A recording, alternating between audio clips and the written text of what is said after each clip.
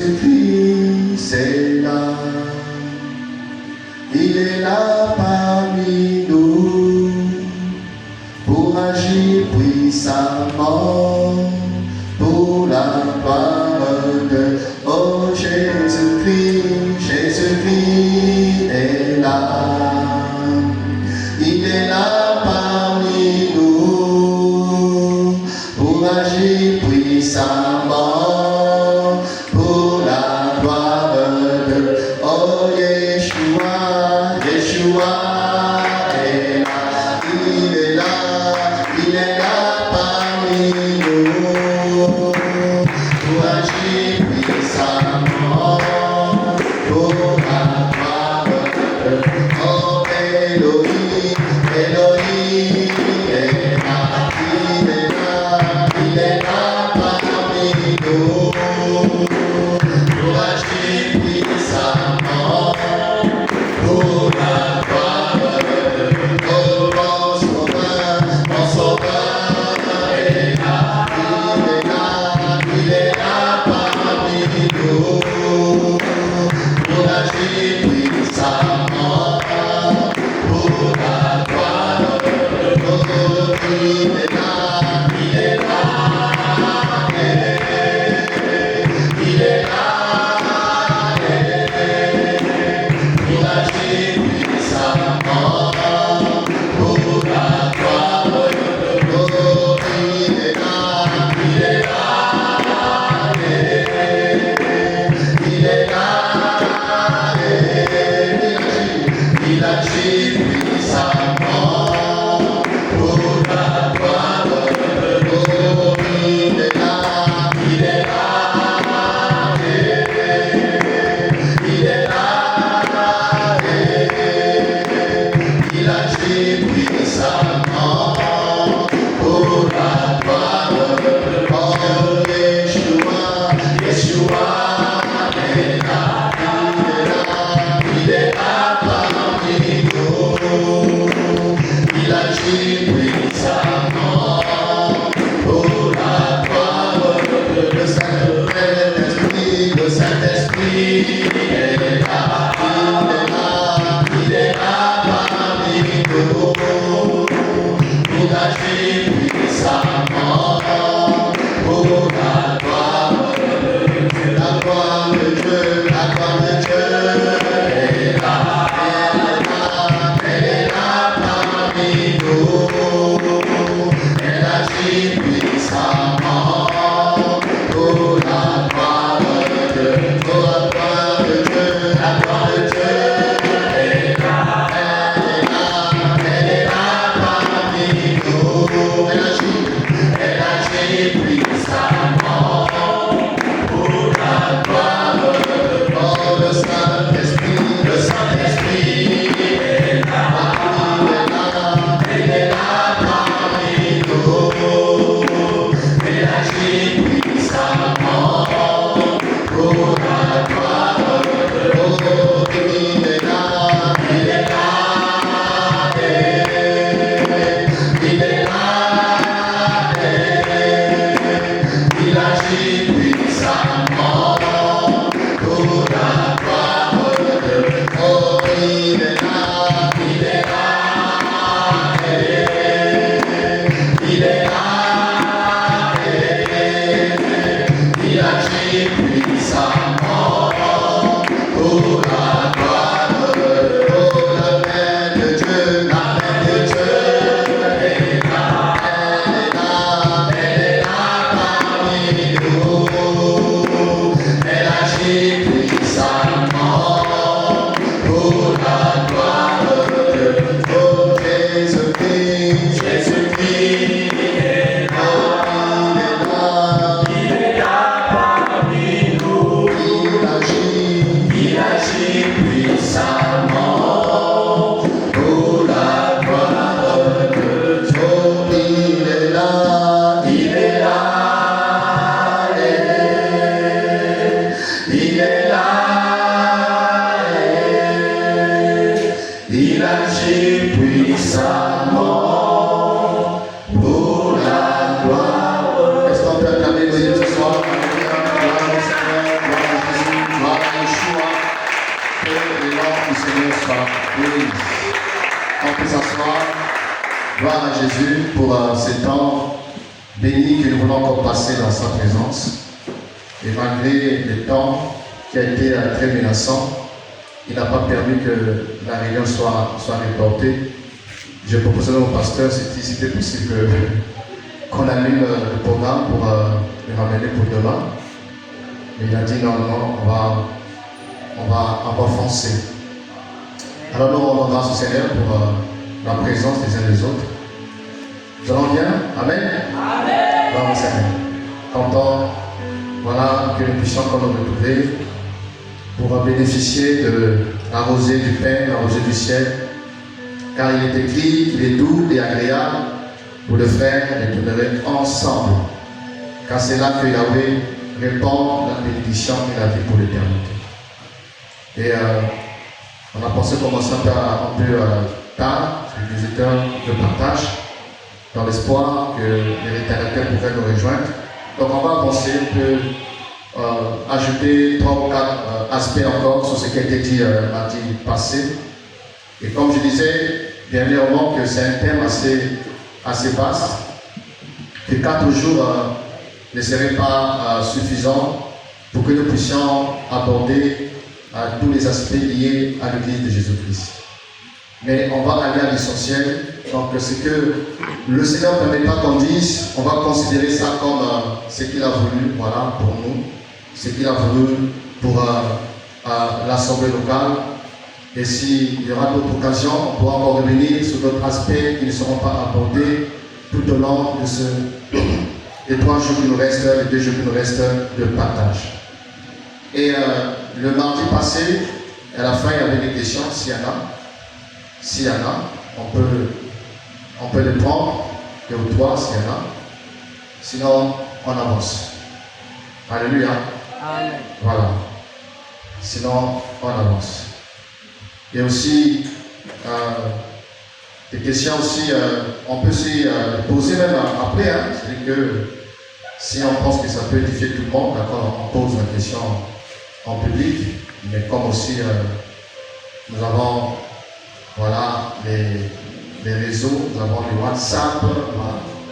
On peut me laisser une question sur mon compte WhatsApp et on peut toujours essayer d'apporter des éléments de réponse. Amen. Amen. Frère Yann, oui. J'ai une question à l'Église. Parmi ce qui n'est pas l'Église, vous avez dit que l'Église n'est pas une organisation humaine. Oui. Tous nous sortons des églises. Je ne veux pas ici citer nos grands-pères, l'Église catholique par exemple, ou l'Église évangélique. Oui. Qu'en est-il des assemblées de réveil qui sont tellement organisées au point d'avoir des cartes des membres, d'avoir des règlements intérieurs et tout ça? Oui. Qu'en est-il de ces églises? Voilà, une organisation humaine, mais ça peut être une organisation divine. Alors, quand je parle de l'organisation humaine, il s'agit de traditions que les hommes ont mis en place pour le fonctionnement de l'Église ou pour la gestion de l'Église locale. Mais l'Église de Jésus est organisée selon le Seigneur. Voilà, le Seigneur lui-même a disposé des choses, comme je dis, qu'on aura le temps de regarder voilà, le ministère, les anciens, les diacres, les dons spirituels, voilà, tout est organisé, c'est un organisme vivant, d'accord? Mais quand on dit organisation humaine, il s'agit des traditions d'hommes, hein, des pensées humaines, de la philosophie, l'idéologie, le marketing, toutes ces choses qui n'ont rien à voir avec ce que le Seigneur a dit dans sa parole. On sert le Seigneur avec ce qu'il a dit. On sert le Seigneur avec ce qu'il a donné. Ouais, ça. On ne sert pas le Seigneur avec le bac plus 5, plus 6, ou parce qu'on a pris la déontologie quelque part, on a pris la philosophie à gauche, et on veut servir le Seigneur avec des compétences mondaines ou encore humaines. Mais on sert le Seigneur avec sa capacité. C'est lui qui nous capacite. Voilà. C'est lui qui nous rend capables, c'est lui qui nous équipe, qui nous qualifie. Et voilà, donc dans Acte 1, vous connaissez, hein, vous recevrez une puissance et vous serez. Donc c'est Dieu qui nous communique ce qui est essentiel pour que nous puissions exercer le sacerdoce.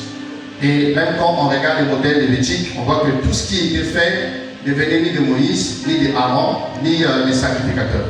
Mais tout ce qui se faisait, le rituel, la cérémonie, tout était inspiré par le Seigneur. C'est Dieu qui avait dit, les choses devaient se faire ainsi. Et quand même les gens osaient faire autre chose, il y avait la sanction. Dieu frappait. Souvenez-vous de l'histoire des fils d'Aaron qui ont apporté le feu étranger, d'accord? Et la Bible dit qu'ils ont été brûlés par le Seigneur. Pourquoi? Parce qu'ils ont apporté de l'interdit. Ils ont apporté quelque chose que Dieu n'avait pas proposé, n'avait pas inspiré, n'avait pas donné. Et ils ont été jugés. Donc nous devons surveiller à ce qu'on ne serve pas le Seigneur avec le feu étranger, d'accord? Avec des techniques qui n'ont rien à voir avec les Écritures, avec le Saint-Esprit. Mais nous servons le Seigneur avec ce qu'il nous donne comme capacité, comme don, comme capacité, qu'on appelle ça, je cherche un mot là, capacité, aptitude, voilà, aptitude, qualification qui viennent du Seigneur. Amen. Voilà, donc toutes ces choses-là, au cas du monde, c'est la religion. C'est la religion qui n'est autre que la pensée de l'homme. La religion est comparée à la tour de Babel, où l'homme érige un escalier pour aller au ciel. Mais le royaume, voilà, le royaume, parce que le Seigneur n'est pas venu pour initier une religion. Jésus-Christ n'est pas venu pour bâtir une religion. Jésus-Christ est venu pour nous présenter le royaume et nous faire entrer dans le royaume. Et ce royaume-là, c'est l'image du songe de Jacob. Jacob a vu quoi? Une échelle qui quittait le ciel vers la terre. Mais à Babel, c'est les hommes qui ont érigé une tour pour aller au ciel. Et on sait tout ce qui s'est passé. Il y a eu quoi? Confusion, sanction, jugement du Seigneur. Mais le ciel de Jacob, on voit que c'est le ciel venait du ciel. Et les anges montaient et descendaient. Amen. Ces anges qui peuvent se représenter, nous l'église aussi. Amen. Voilà, parce que nous sommes un peuple céleste. Nous sommes assis avec Yeshua dans le lieu céleste. Et les anges montaient et descendaient. Mais le ciel venait du ciel. Et qui est aussi un type de Jésus-Christ. Voilà, qui est descendu du ciel pour que nous puissions monter. Je suis le chemin, la vie et la vérité. Donc, ce sont des choses qui viennent du Seigneur avec lesquelles nous fonctionnons, nous marchons, nous accomplissons le sacerdoce au corps du Seigneur. Amen. C'est bon, frère? Donc, c'est la religion, c'est les traditions humaines que j'ai dénoncées la fois passée. Et on aura le temps encore de pouvoir dénoncer d'autres traditions. Par exemple, la dîme, voilà, beaucoup de choses qui se font, qui n'ont rien à voir avec ce que les apôtres ont posé comme un fondement, comme fondation. Gloire au Seigneur.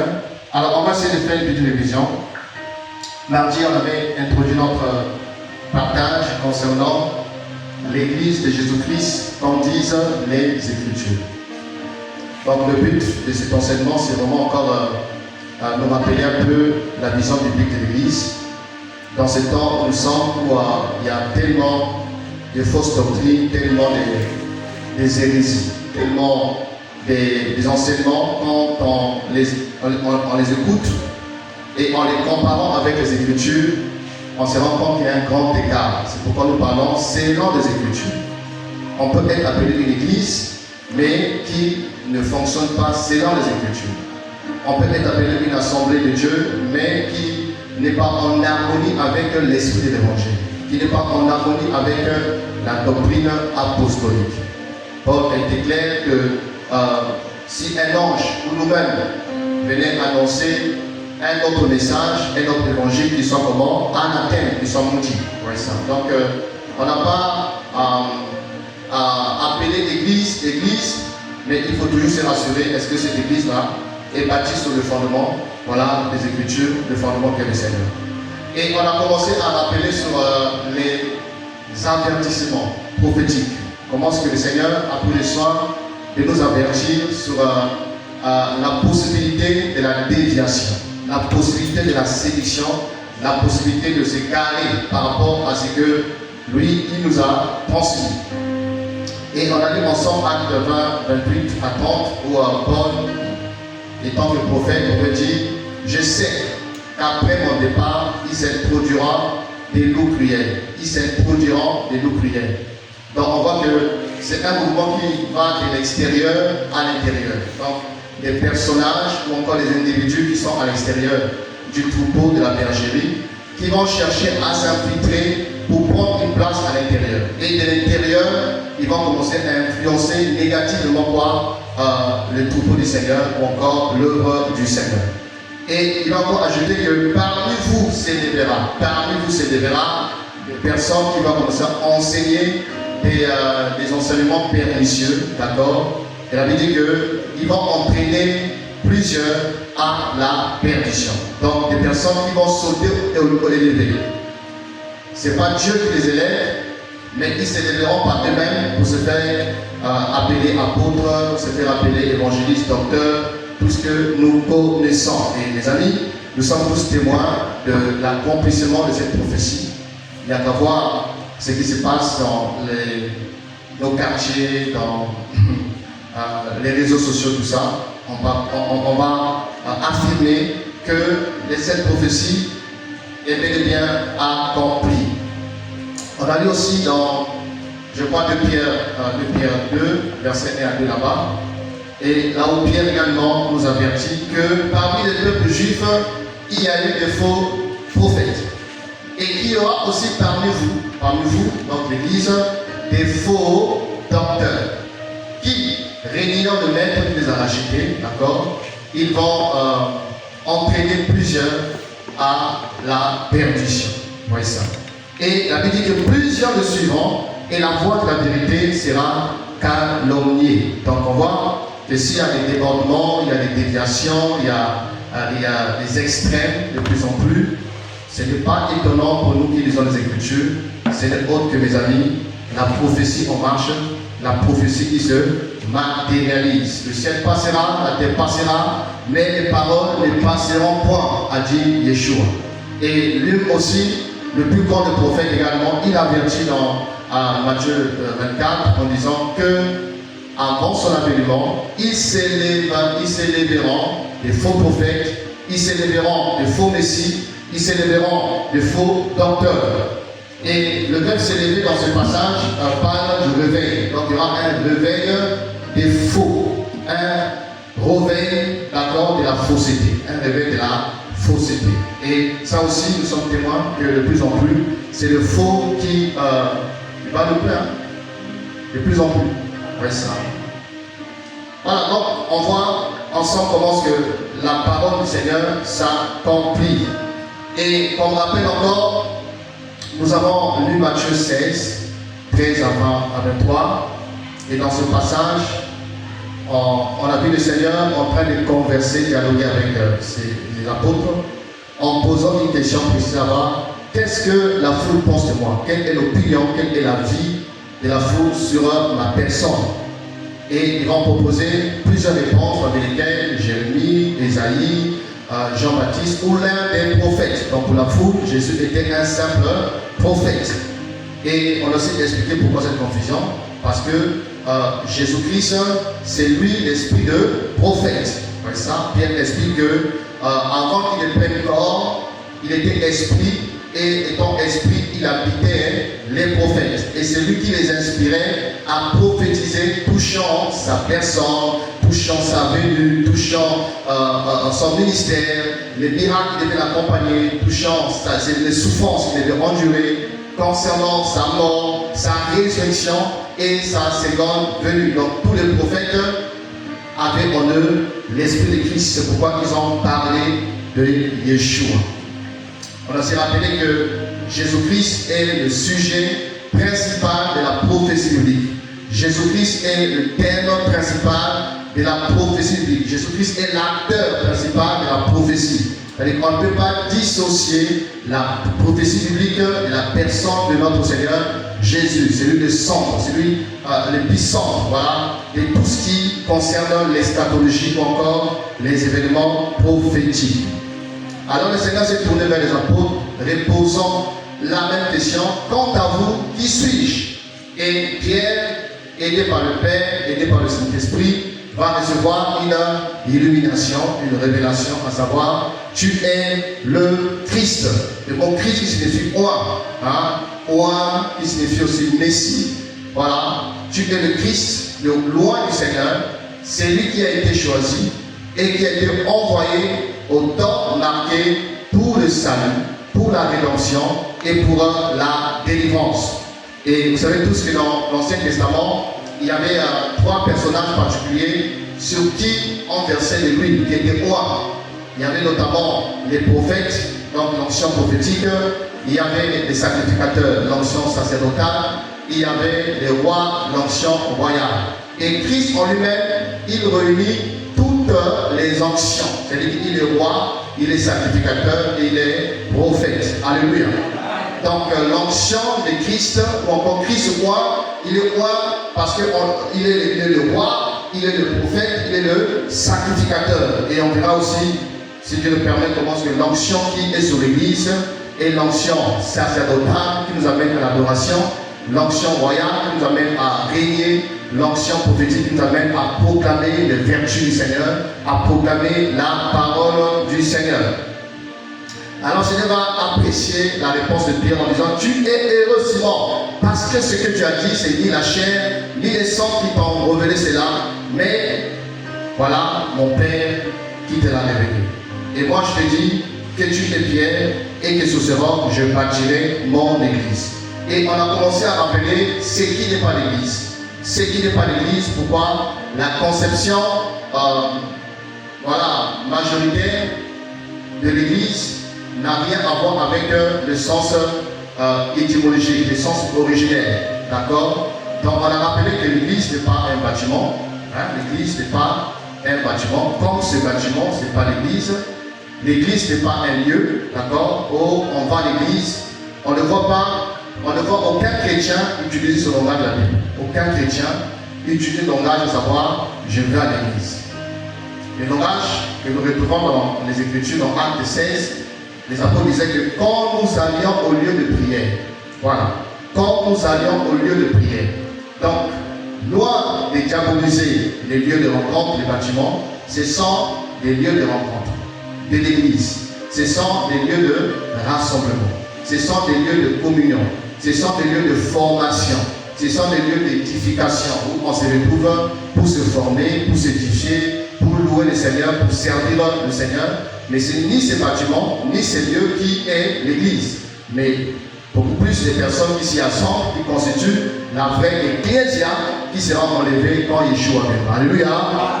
Voilà, l'église n'est pas un bâtiment, l'église n'est pas un lieu, l'église n'est pas du business, l'église n'est pas, le frère l'a dit là-bas, une organisation humaine, l'église n'est pas une mutuelle, l'église n'est pas un service social, l'église n'est pas la cour du roi Péto, l'église n'est pas un club des amis, l'église n'a rien à voir que tout ceci, tout cela. Ça n'a rien à voir avec l'origine biblique de l'église. Alléluia. Alors, donc, allons aller dans le sens du mot église. Donc, on a considéré le terme église qui n'est pas originaire à Jésus. C'est-à-dire, ce n'est pas Jésus qui l'a créé, ce n'est pas Jésus qui l'a inventé, mais le Seigneur est venu trouver ce concept existant déjà dans les sociétés de la place, de l'époque. Vous voyez ça. Et on a rappelé, il y a l'exemple l'Ecclésia juif, d'accord, Acte 7:38, Étienne parlait de ça, l'Assemblée d'Israël. Il y avait l'Ecclésia grecque, il y avait l'Ecclésia romaine, et voilà. Et le Seigneur, connaissant ces choses, alors il présente son projet. Dans Matthieu 16, Jésus présente le projet. Que moi aussi j'ai un projet, d'accord? Je veux bâtir aussi mon église. Je veux bâtir aussi mon église. Et ce mot grec qui donne quoi? Ecclésia, d'accord? Appelé en deux. Et on a expliqué comment que la société grecque, ou encore comme toutes les sociétés, était composée de plusieurs classes sociales ou sociales. Donc il y avait les citoyens, il y avait des étrangers, il y avait les pauvres. Voilà. Maintenant, il arrivait que les gens se retrouvent dans un endroit approprié, soit pour écouter un discours lié à la gestion de la cité, au fonctionnement de la cité, soit écouter une loi. Mais quand il s'agissait de décider, de prendre une décision, ceux qui avaient la citoyenneté, donc les citoyens, se retiraient de la population, de la masse, pour se mettre à part. Alléluia. C'est ça, non, ce qu'on dit. Ils se mettaient à part, comme un peu une marque de Fundou, comme dans nos traditions africaines de Fundou. Donc un groupe de personnes se met à part, et à part, ça discute, ça part. Voyez ça. Alors une fois qu'ils ont trouvé un compromis, un accord, ils ont décidé sur une loi, sur une façon de faire, ils venaient annoncer, promulguer, présenter ce qui a été arrêté, voilà, à part. Dans ce groupuscule-là, les personnes qui se mettaient à part, c'est qu'ils appelaient l'Ecclésia. Donc ensemble, des appelés hors d'eux. Et Yeshua, connaissant ces choses, quand il parle, vous voyez ça, il maîtrise les choses et dit, moi aussi, je bâtirai mon église. En d'autres mots, moi aussi, j'appellerai des hommes et des femmes de toutes nations, de toutes tribus, de toutes langues. Je les appellerai. Ils vont quitter les endroits où ils seront pour s'attacher à moi. Donc, l'Ecclésia de Jésus-Christ, c'est l'ensemble des hommes et des femmes qui ont été appelés hors du monde, qui ont été appelés hors des ténèbres, qui ont été appelés hors du paganisme, qui ont été appelés hors de l'idolâtrie, qui ont été appelés hors, voilà, les traditions des hommes, appelés hors pour s'attacher à Jésus, appelés hors d'eux pour être intégrés, pour être greffés, pour être incorporés en Jésus qui est la tête, et tous ceux qui sont greffés constituent les membres de ce corps. Alléluia. Donc pour devenir membre de l'église de Jésus-Christ, il faut d'abord écouter quoi? L'appel.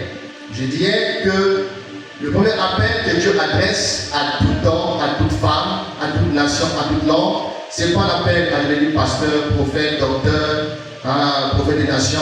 Le premier appel que Dieu adresse à toute âme, voyez ça, c'est l'appel à la repentance. Et ce n'est pas étonnant que, quand vous lisez les évangiles, Jean-Baptiste, quand il commence son ministère, sa pleine prédication, répandez-vous. Jésus-Christ commence son ministère, premier message de prédication, répandez-vous.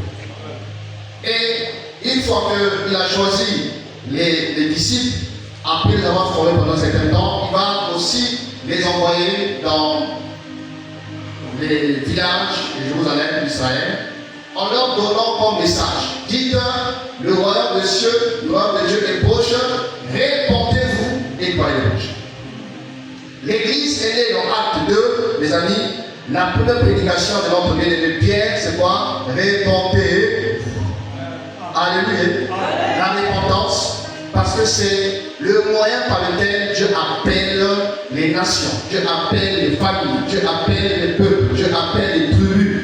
Et je dirais que la repentance est le premier pas de la vie chrétienne, le premier pas de la marche avec le Seigneur, le premier pas d'une relation programme avec le Seigneur, le premier pas de la spiritualité s'appelle quoi? La repentance. Métanoïa, changement de comportement, d'attitude, d'avis, changement. Amen. Et la Bible dit, Dieu sans tenir compte des temps d'ignorance, il ordonne à tous les hommes que tous en tout lieu, ils doivent se repentir. Que tous en tout lieu, ils doivent se repentir. Donc la repentance est le premier pas, les amis, de la marche avec Dieu, de la vie chrétienne ou encore des ministères. Tout commence par la repentance. Et je rappelle aussi que les résultats de ce premier pas, c'était Corinthiens 5,17 que vous connaissez. Quand quelqu'un est en Christ, il devient qui? Une nouvelle, les choses anciennes et toutes choses deviennent nouvelles. Voilà, c'est ça le résultat quand on a expérimenté la repentance. On devient une nouvelle créature. Notre vie change. Alléluia. Alors revenons encore sur Matthieu 16. On va essayer de rappeler encore certaines choses. Matthieu 16, je reviens sur ça.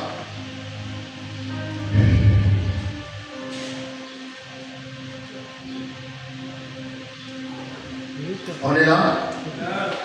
Voilà, on va décoller. Alors, Matthieu 16, verset 13.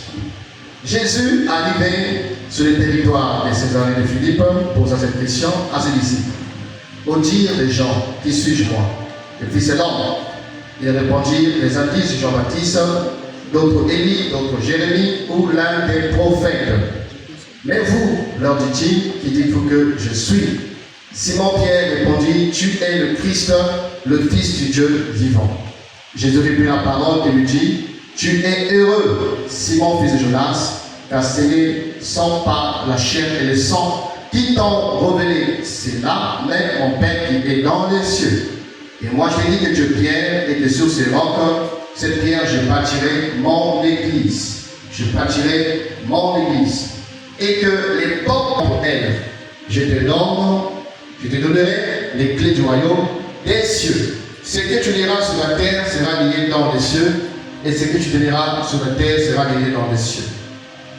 Alors, il recommanda sévèrement aux disciples de les dire qu'il fallait aller à Jérusalem, souffrir beaucoup de la part des anciens, des principaux sacrificateurs et des scribes, être mis à mort et ressusciter le troisième jour. Le conseil d'intelligence soit encore notre partage.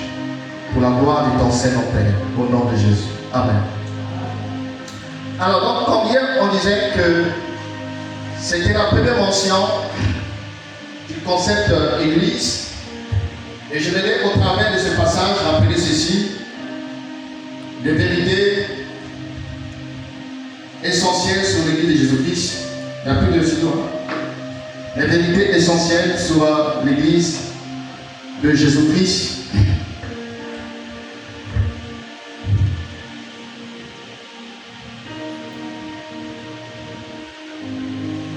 En se basant sur ce passage.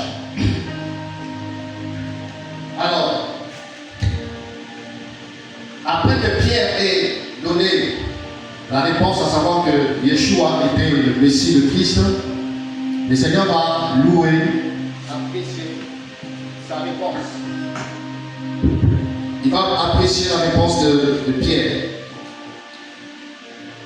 Première vérité importante à rappeler ce soir, que pour devenir membre de l'église de Yeshua, pour devenir membre de l'église de Jésus-Christ, il faut préalablement que le Seigneur se soit révélé à nous. Il faut d'abord préalablement une révélation de la personne de Jésus-Christ. C'est l'une des choses primordiales pour que l'homme devienne membre de la véritable Église qui est universelle, qui est spirituelle. Il a fallu que Pierre ait la révélation de qui était Jésus-Christ. Parce que, frères et sœurs, il y a connaître et connaître. On peut avoir une connaissance intellectuelle de Yeshua, de Jésus-Christ. On peut avoir une connaissance historique de Jésus-Christ. On peut avoir une connaissance religieuse de Jésus-Christ. On peut poser la question même à un sorcier. Qui est Jésus? Il dit, oh, Jésus-Christ est le Fils de Dieu. Oui, ça. Et partout, ça parle Jésus, ça crie Jésus, ça invoque Jésus. Mais est-ce que les gens connaissent réellement le Seigneur comme il se doit, comme il se doit? Oui, ça. Donc, pour être membre de l'église de Jésus, il faut d'abord que le Seigneur se révèle à nous. Et une révélation, mes amis, qui n'est possible que par l'action du Saint-Esprit. Et le Saint-Esprit, c'est lui qui nous révèle la vraie identité de Jésus. C'est-à-dire que quand il viendra, il me révélera. Il il va le révéler. Qui révèle? C'est le Saint-Esprit qui révèle à notre esprit la véritable identité de Jésus-Christ. Et c'est cette révélation-là, cette connaissance, fruit de l'action du Saint-Esprit dans notre esprit, qui nous amène à voir Jésus autrement. Alléluia. À ne pas le considérer comme tout le monde. Et c'est cette révélation qui favorise la transformation, qui nous rend amoureux de Jésus. Cette personne que tu négligeais au pouvoir, cette personne, voilà, tu entendais parler de lui, mais subitement, tu commences à t'intéresser à elle, tu deviens passionné du Seigneur, tu deviens amoureux du Seigneur, tu commences à le chérir, tu commences à le craindre, tu commences à l'aimer. Et ceci, mes amis, n'est autre que l'action du Saint-Esprit qui enlève le voile.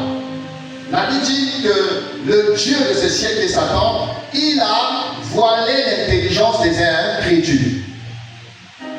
Au point où on a beau lui parler, il a beau écouter la parole, il a beau prêcher, la personne ne comprend pas. La personne ne change pas. La personne a du mal à laisser le péché, à laisser le monde, à quitter les ténèbres. Pourquoi? Il y a le voile qui est là. Et Satan a placé dans l'esprit des incrédules afin de ne pas contempler, découvrir, mes amis, la véritable identité de Jésus-Christ. Le Seigneur est avec les apôtres pendant beaucoup de temps. Il en parle du Père. Philippe dit, Seigneur, le nom de Père, ça nous suffit. Vous avez dit, oh Philippe, ça fait longtemps que je suis avec vous. Tu ne m'as pas connu. Alléluia. Tu ne m'as pas connu. Donc on peut rester longtemps avec les gens. Hein? Je vous une parenthèse. Hein? On peut rester longtemps avec les gens sans les connaître. Hier, je partageais à mon pasteur un aspect lié à un frère qui a marché avec nous pendant cette temps ici, tout ça. Pourquoi? Parce que quelqu'un venait me voir pour me parler un peu de la vie cachée de ce dernier. J'étais choqué, je dis, c'est pas possible. C'est pas possible. Comment on n'a pas vu ça? Comment on n'a pas pu discerner cet aspect des choses? Donc on peut rester ensemble, même dans l'assemblée, sans vraiment se connaître. Hein? Alléluia. Ah oui. Donc il y a besoin de l'action du Saint-Esprit, d'accord, qui enlève le voile. Et ce voile va nous amener à apprécier Jésus dans toute sa splendeur, dans toute sa véracité. Si vous êtes dans une maison qui est sombre, obscure, vous aurez du mal à apprécier les choses qui sont à l'intérieur. Alléluia. Parce qu'il n'y a pas la lumière. Or, le Saint-Esprit est comme le lampadaire que Dieu projette dans ta vie. Et tu commences à voir Jésus autrement. Alléluia. Tu commences à le voir autrement. Tu commences à l'apprécier. Tu as une autre identité de lui. Je prends l'exemple. Tu es à la maison et vous êtes avec un enfant, par exemple, de 4 ans ou de 5 ans à la maison. Et subitement, le président rentre dans votre salon avec les gardes corps. Est-ce que l'enfant va réagir? Alléluia. Est-ce que l'enfant de 5 ans va réagir? Prenez seulement le bébé derrière. Est-ce qu'elle aura une attitude convenable par rapport à son rang? Non. Mais vous et moi, on va réagir. Si j'étais assis, c'est l'expérience. Si je donne de manger, tu vas arrêter de manger. Oh, le président chez toi. Alléluia. Amen. Qu'est-ce qui différencie ton attitude à toi avec celle de l'enfant? Très bien. Même personne, mais des attitudes qui diffèrent. Parce que l'autre connaît qui est devant lui. mais l'autre ne connaît pas. C'est pareil aussi, mes amis, avec quand quelqu'un n'est pas régénéré, quand quelqu'un n'a pas été touché par le Saint-Esprit. La mission du Saint-Esprit à l'égard du monde, d'après Jean 16, 8, Jésus dit, quand viendra le Saint-Esprit, il vous convaincra de péché, de justice et de jugement. Donc l'œuvre du Saint-Esprit à l'égard des incroyants, c'est de les convaincre de péché. Comme je dis, comme un lampadaire, il vient exploser. Et tu te regardes, tu me tiens, mais je suis dans la salle là. Mais tiens, mais qu'est-ce qui se passe? Mais quelle vie je mène? Mais tu prends conscience de ton état d'âme. Alléluia. Tu prends conscience de ta véritable réalité. D'accord? Tu prends conscience de qui est devant toi. Et souvent, quand c'est comme ça, on pleure. Qui a pleuré quand le Seigneur s'est levé? On pleure. Parce que tu te rends compte que tu as négligé quelqu'un et que tu l'as fait mal. Que tu as mené une vie en désaccord avec son cœur, avec sa parole, avec sa vision. Et c'est ça qui nous transforme. Alléluia. C'est ça qui nous transforme. Pourquoi? Parce qu'il y a une relation d'amour qui s'établit. Tu le connais et tu l'aimes. Puisque tu le connais et que tu l'aimes, qu'est-ce qui va se passer? Il y aura des concessions. Il y aura des choses qui doivent tomber. Il y aura des habitudes auxquelles on doit arrêter. C'est un peu comme nous autres qui sommes mariés.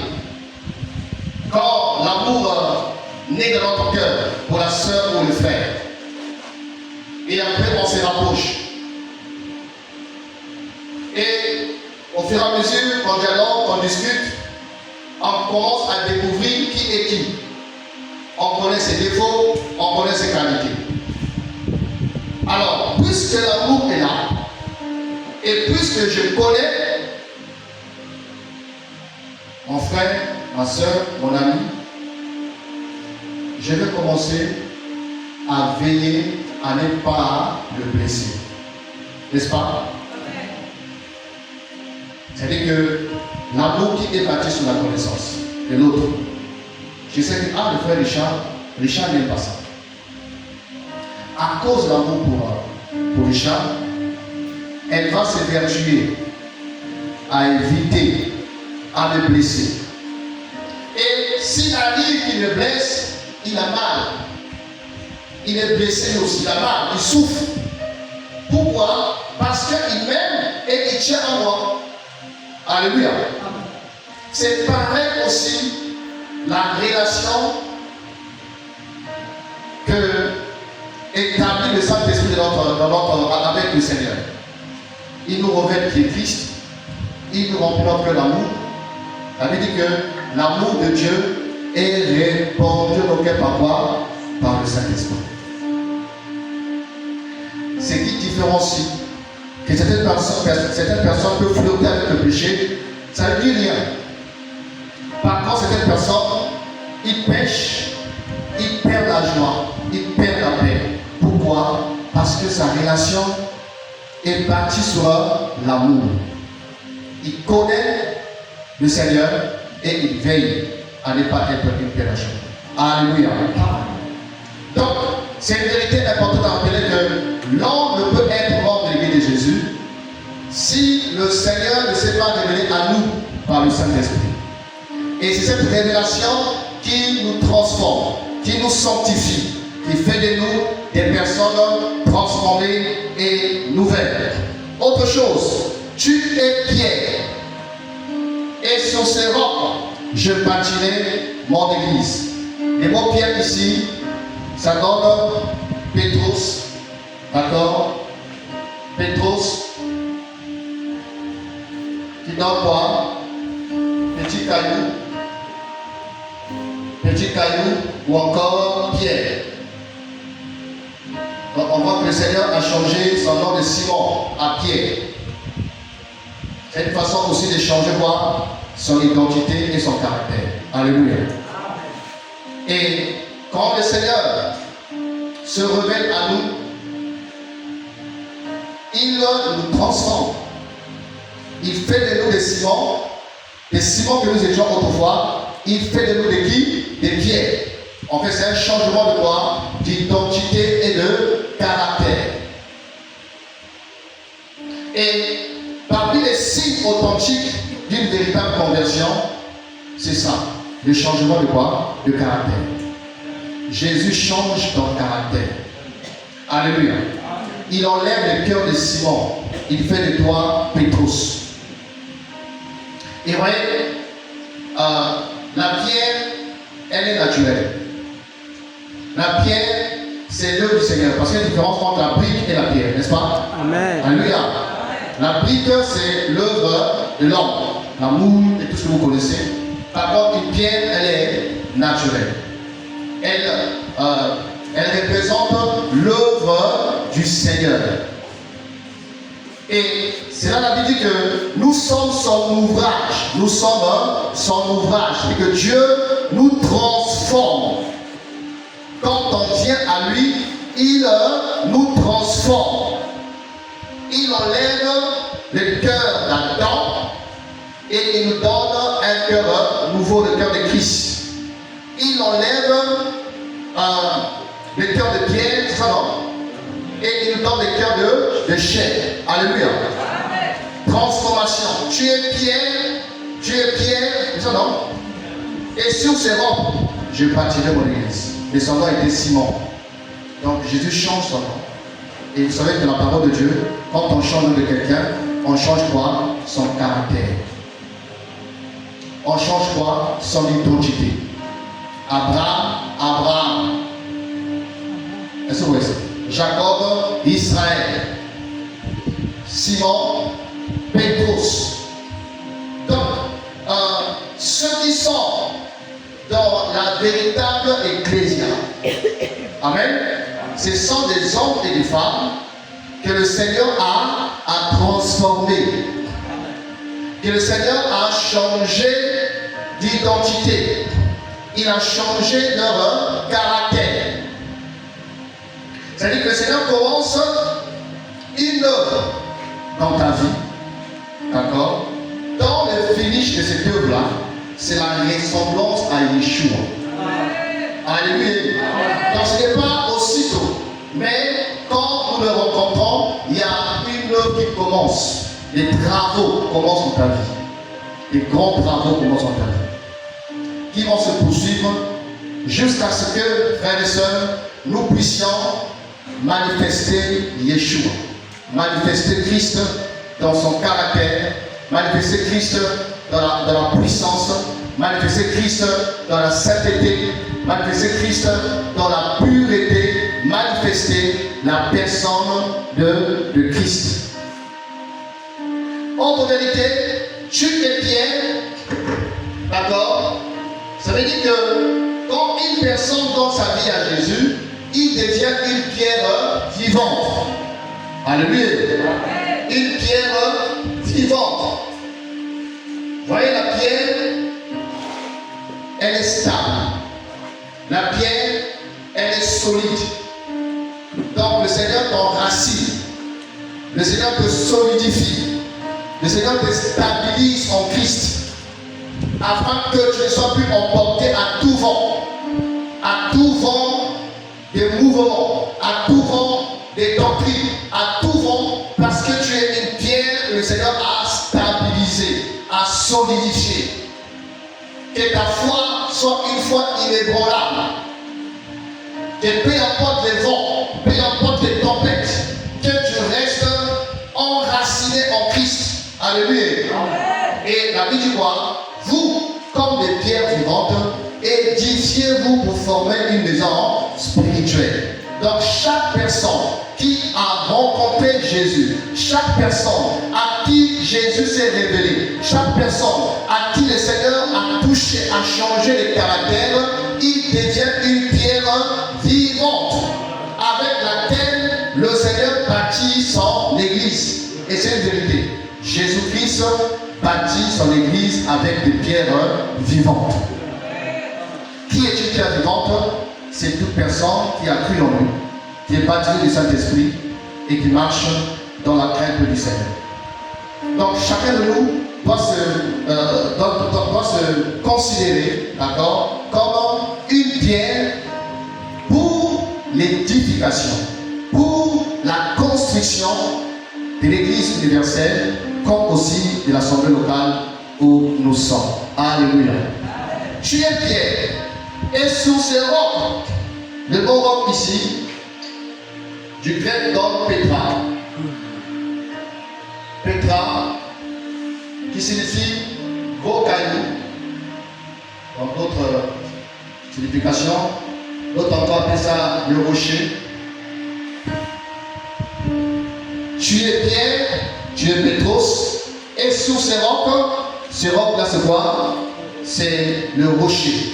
D'accord? Et hier je disais que la révélation que Pierre arrive à savoir, tu es le Christ, le Fils du Dieu vivant. C'est ça le Pétra. C'est ça le roc.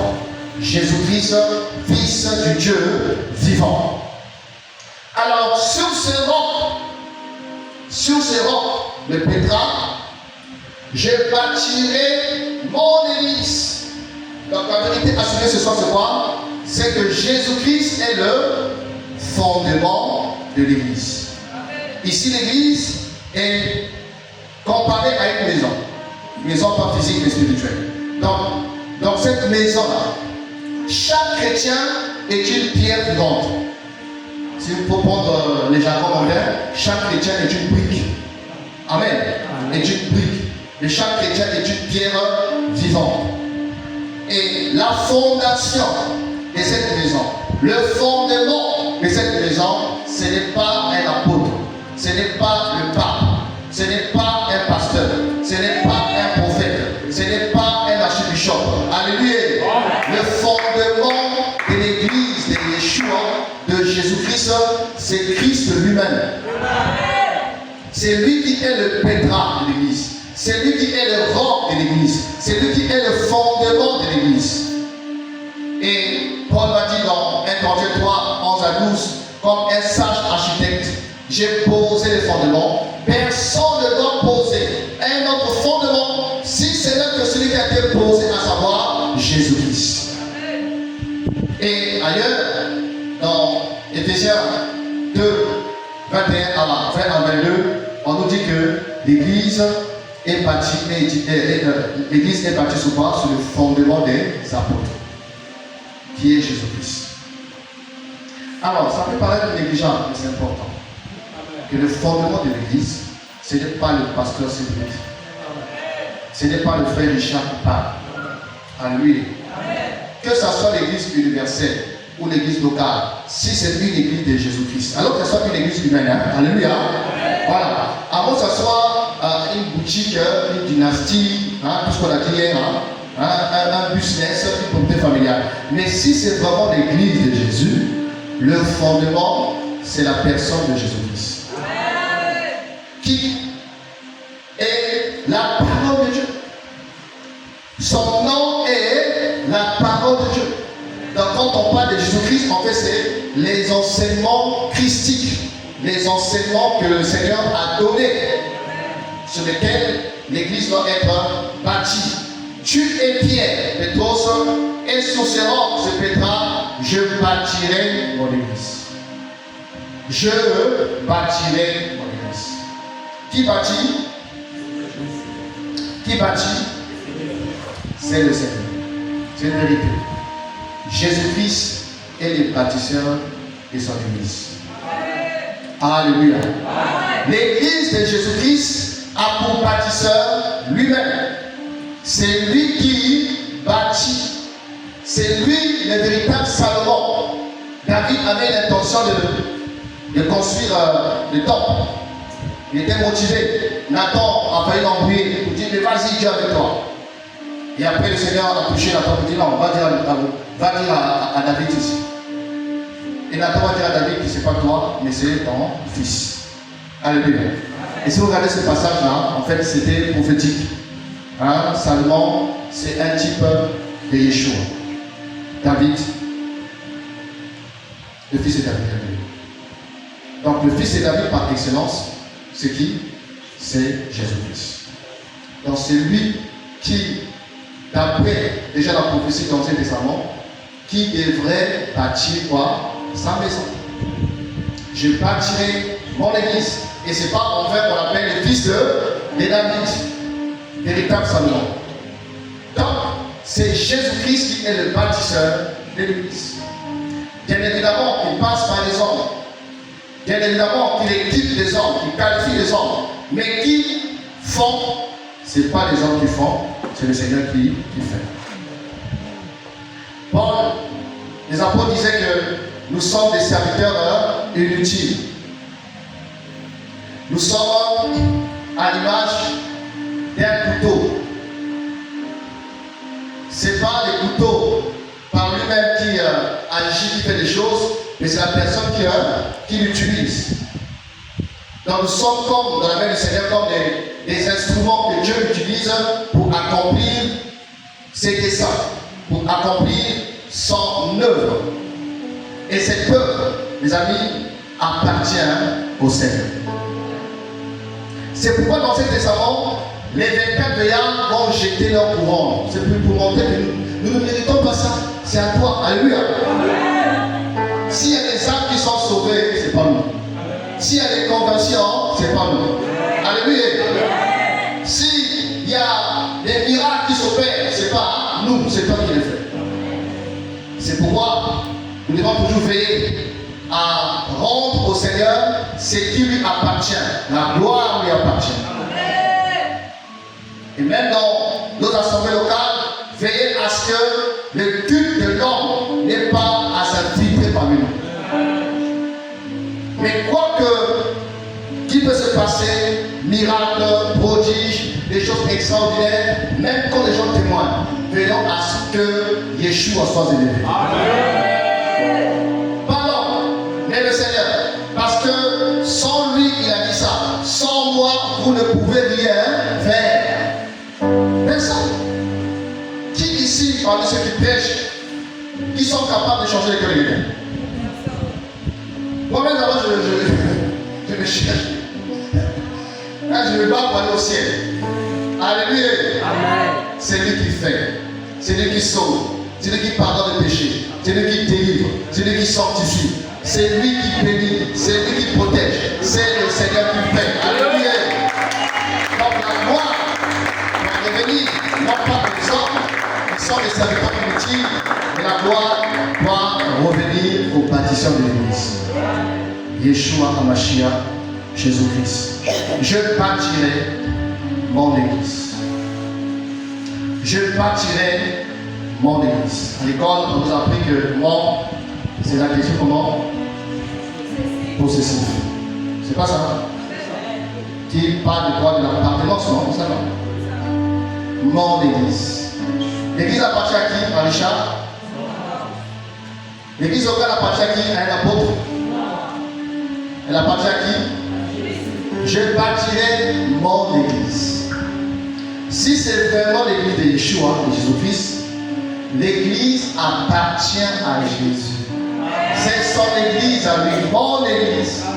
C'est sa propriété exclusive et privée. Parce que vouloir dire mon église, ça se entend que c'est toi qui vas la porte. On verra ça. Que le prix à payer, c'est les souffrances et la croix. Donc, dire mon église à moi, mes brebis à moi, ça veut dire que c'est toi qui es mort. Parce que l'église, mes amis, est le fruit des Golgotha. L'église est la conséquence des souffrances et du sacrifice de Jésus-Christ. Alléluia. Donc dire mon église, tu veux prendre la part du Seigneur, c'est antichrist. C'est une expression anti-Christ. C'est vouloir prendre la place du Seigneur. Lui seul capable de payer le prix pour que l'église puisse voir le jour. Donc c'est très important. L'église est la propriété exclusive de Jésus-Christ. Et ceux qui me poussent sur Internet, ou apôtres, prophètes, archibishop, l'église est la propriété de Yeshua HaMashiach. L'église appartient à Jésus-Christ, non pas aux hommes. Je bâtirai mon église. Je bâtirai mon église. Il n'a pas dit que je bâtirai mes églises. Mon église au sein de lui. Alléluia. Amen. Je bâtirai mon église. Jésus n'est pas venu bâtir des églises. À la base, Jésus est venu bâtir l'église. L'église.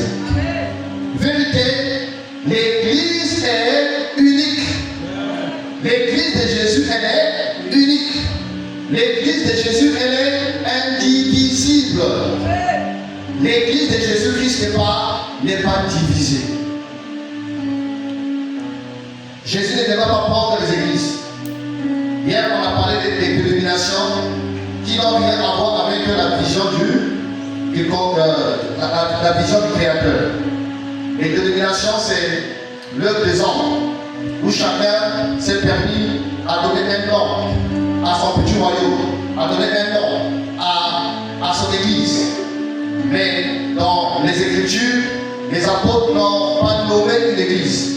Les églises étaient identifiées en fonction des régions et en fonction des villes. Et la Bible dit que je bâtirai mon église. Donc l'église de Jésus, elle est unique. C'est l'ensemble de tous les croyants. De tous les croyants. Depuis la Pentecôte jusqu'à l'enlèvement, d'accord, qui constitue l'église universelle. L'église de Jésus, elle est unique et elle est universelle. Elle est composée des hommes et des femmes, de toutes les nations, de toutes les tribus, de toutes les langues. Alléluia. Et à l'intérieur, nous avons les saints qui sont déjà morts, comme les Paul, comme les Pierre, qui sont déjà dans la gloire. Et nous avons aussi des saints qui sont encore sur la terre. Et ceux qui sont déjà partis, et nous qui sommes encore sur terre, nous constituons l'ecclésia authentique, l'ecclésia universelle, l'ecclésia unique. Alléluia. Donc le Seigneur se connaît des hommes et des femmes qui sont membres de la véritable Église. La Bible dit que le Seigneur connaît ceux qui l'appartiennent. Il connaît ceux qui l'appartiennent. Les brebis entendent ma voix. Il connaît ceux qui l'appartiennent. Alléluia. Donc nous sommes en train de rappeler des vérités essentielles parmi lesquelles, pour être membre de l'Église de Jésus, il faut d'abord que le Seigneur se révèle à toi. Pour être membre de l'Église de Jésus, il faut être transformé. Quand le Seigneur se révèle à nous, il nous transforme.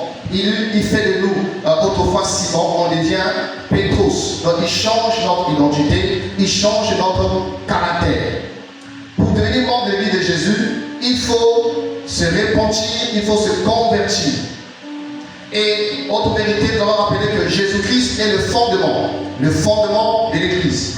Autre vérité est que Jésus bâtit son Église avec des pierres vivantes. Donc toute personne qui a cru en Jésus, il devient une pierre vivante. C'est pourquoi on verra que l'Église le sacerdoce de l'Église est un sacerdoce universel, où tout le monde est appelé à servir le Seigneur. Alléluia. L'Église n'est pas comme un terrain de football. D'une part, on voit les joueurs, de l'autre côté, on voit les spectateurs. Non, ces tableaux-là, ce n'est pas l'Église de Jésus. Dans l'Église du Seigneur, tous on est des joueurs. Alléluia. Nous sommes des pierres vivantes, pas des pierres mortes. Pourquoi pierres vivantes? Parce que tu reçois le Saint-Esprit qui est l'Esprit de vie. Et quand le Saint-Esprit vient en toi, il vient avec des dons, il vient avec des capacités, il vient avec des ministères, il vient te communiquer des choses pour que tu sois participant, non pas assistant. Que tu sois participant, non pas spectateur. Tous, nous mettons la main dans la pâte pour que l'œuvre s'édifie, se construit, s'épanouisse et puisse avancer. Alléluia. Et on a se rappelé que Jésus-Christ est le propriétaire de l'Église, membre de l'Église. On a se rappelé ce soir que l'Église de Jésus, elle est unique, elle est indivisible et elle est universelle. Elle est composée des hommes et des femmes qui ont cru en Jésus depuis la Pentecôte jusqu'à l'enlèvement. Et dans ces lots, nous avons des saints qui sont déjà partis et ceux qui sont encore sur la terre. Et il dit que les portes du séjour de mort ne prétendons pas contre elle. Alléluia. Une vérité. Le séjour de mort qui représente le royaume des ténèbres. Le séjour de mort qui représente l'enfer, donc Satan et tous les acolytes du monde des ténèbres, des Hadès, des Sheol. Et le Seigneur dit quoi? Que le séjour de mort ne peut pas dominer l'Église, ne peut pas influencer l'Église, ne peut pas détruire l'Église de Jésus. En vérité, l'Église de Jésus est invincible. L'Église de Jésus est indestructible. L'Église de Jésus ne peut être vaincue par l'ennemi. Alléluia. En vérité, l'Église a reçu l'autorité sur Satan et ses démons. L'Église a reçu l'autorité sur le royaume des ténèbres. Et que aucun démon, aucun esprit impur, mes amis, ne peut influencer ou détruire l'Église du Seigneur Jésus-Christ. Depuis sa naissance, elle a été combattue. Puis elle sort des tas élevés pour chercher à arrêter l'Église du Seigneur. Et quand on regarde l'histoire de l'Église a traversé des temps difficiles. Sous la réforme, plusieurs chrétiens ont été brûlés. Plusieurs ont connu la mort, martyrisés. Pourquoi? Parce que Satan avait l'intention d'arrêter l'Église de Jésus-Christ. Malgré tous les combats, malgré les épreuves, malgré la fournaise, les amis, jusqu'à ce que nous sommes là. Personne ne peut détruire l'Église.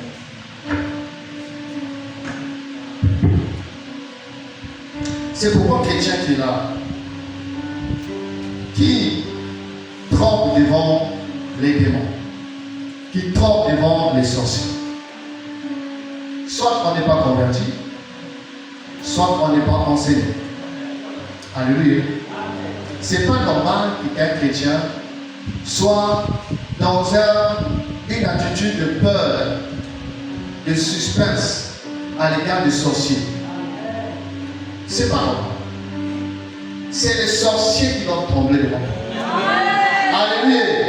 C'est les sorciers qui doivent trembler devant toi. Parce que celui qui est en nous, il est plus grand que Satan qui est dans ce monde. Alléluia. Donc il n'y a pas à fuir un oncle, une tante, un parent, un oncle, parce que soi-disant qu'il est sorcier. Mais tu es la lumière du monde. Alléluia. Non, c'est pas chrétien. C'est pas chrétien. Ça veut dire que tu n'es pas libre. Ça veut dire que tu as encore de la peur. Ça veut dire que tu n'es pas encore affranchi. Ça veut dire que tu n'es pas sûr de ton Dieu. Tu n'es pas sûr de donner la foi. Alléluia. On a tous des personnes suspectes de nos familles. Dans ton point d'identité, qui viennent nous voir, on les reçoit, on leur donne à manger. Alléluia. Si ton ennemi a faim, donne-le. S'il a soif, donne-le. C'est ça l'évangile. Alléluia. Ah oui, frère. Vous avez vu cet évangile là où on a peur de ne pas aller visiter, de ne pas s'ennuyer, de faire attention, de convoquer le diable, les démons, les diables. Mais ça, c'est quoi ça? Toi, tu ne vois jamais les anges. Là, c'est moi les démons. Gabriel, quand les couilles. C'est quoi les yeux là? Alléluia!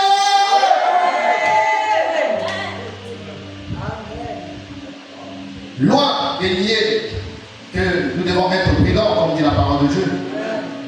Loin de nier que nous devons veiller, comme dit les Écritures. Mais on n'a pas à avoir une attitude de rejet, d'accord, de peur, sectaire à l'égard des soi-disant parents de la société. Au contraire, tu es la lumière, c'est toi qui les éclaires. Alléluia. Si on le fuit, comment ils vont se convertir? Sans les brebis. Jésus-Christ est mort encore pour eux. Jésus-Christ les aime avec leur sorcellerie. L'église de Jésus-Christ a reçu l'autorité sur Satan et le royaume des ténèbres. Et l'église de Jésus elle est invincible, elle est indestructible. Alléluia. Est-ce qu'on peut acclamer la parole de Dieu? Voilà Jésus.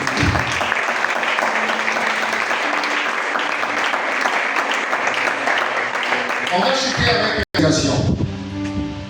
On a dit hier que le Seigneur dans Matthieu 16, il a présenté les projets. Comme vous et moi, quand on a un projet qui, à la base, il a d'avoir une pensée, une idée. Et on peut le mettre sur l'écrit, quelque part, pour ne pas le perdre. Et une fois que le projet a été conçu, clarifié, voyez ça, la suite c'est quoi? C'est mettre en place des objectifs. Les objectifs, c'est l'ensemble des méthodes ou des stratégies qui nous permettent d'atteindre le but, d'accomplir le projet. Et le Seigneur, quand il parle dans Matthieu 16, il présente le projet. Donc, quelle est la stratégie, d'accord, pour que son Église, qui a encore une idée, une pensée, puisse se matérialiser ou encore puisse voir le jour? Quelle est la stratégie pour que cette Église soit enfantée, puisse l'enfanter? Alors, remarquez que dans le même passage, Matthieu 16, après qu'il ait présenté le projet, à partir du verset 21, il dit ceci, Matthieu 16, 21, Jésus commença dès lors à montrer à ses disciples. Donc, ça c'est la suite, amen, la suite de la présentation, d'accord, du projet de bâtir son Église. Donc, dès lors, Jésus commença à montrer à ses disciples qu'il lui fallait aller à Jérusalem, souffrir beaucoup de la part des anciens, des principaux sacrificateurs et des scribes. 2.